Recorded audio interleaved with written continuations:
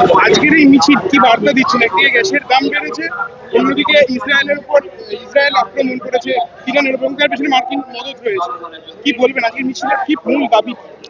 গত 3-4 দিন ধরে কলকাতার বুকে এবং সম্ভবত সারা ভারতবর্ষের বুকেই জ্বালানির যে সংকট, সেই সংকটে মানুষ নাজেহাল হয়ে পড়ছে।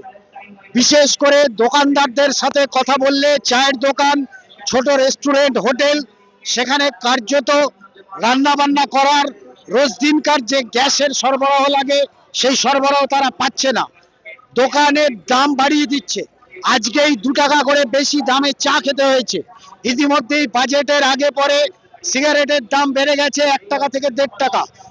জেনারেল সাধারণ নিত্য প্রয়োজনীয় জিনিসের দাম এর ফলে ব্যাপকভাবে বাড়ছে।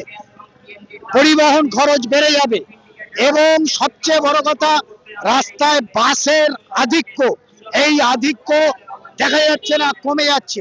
এই পরিস্থিতির মধ্যে দাঁড়িয়ে সরকারের দায়িত্ব আছে, কেন্দ্রীয় সরকারের দায়িত্ব আছে, রাজ্য সরকারেরও দায়িত্ব আছে। ইতিমধ্যে নিয়ন্ত্রণবিহীনভাবে সিন্ডিকেট রাজ পশ্চিম বাংলার, তারা যতটা না সংকট তৈরি হয়েছে, তার চেয়ে বেশি সংকট এই জ্বালানি, তা বুক করতে পারছে না মানুষ। অথচ ব্ল্যাকে বাইরে কমার্শিয়ালি এই জ্বালানি বিক্রি হচ্ছে। এসবের বিরুদ্ধে সরকারের প্রকৃত ব্যবস্থা করবার জন্য আমরা দাবি জানিয়ে এই মিছিল করছি, যা আজকে জনগণের দাবি।